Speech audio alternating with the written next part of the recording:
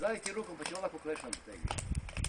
Samo ti primi rukom. Znači ovaj tip što nišani, on pravi antenu, Mađaricu, Trio Star.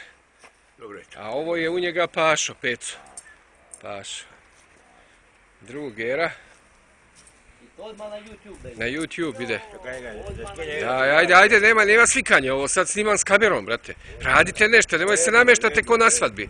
Ajde. Onda idete na venčanje, gdje idete? Tako je, Sevdo, tako je. A ovo sam ja, snimatelj, ja ih kontrolišem šta rade. Tako je, Milani. Da ne bi nešto pogrešili. Gdje je moj Pašo da pogreši? Evo vam je ova 3 radijala. Da li je spao pa ga probudili ili? Koji? Pašo? Pašo nešto.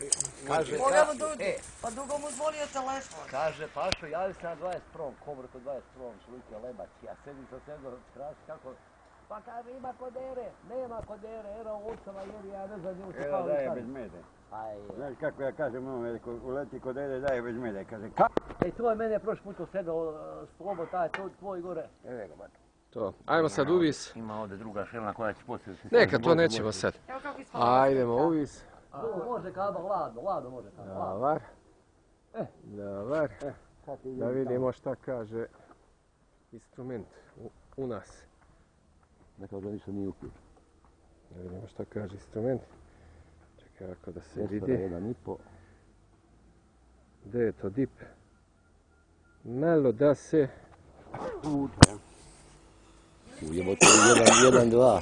Čekaj. Znači ovdje 141, 144, znači dip je na 144 300. Ajmo malo da ga uvučemo.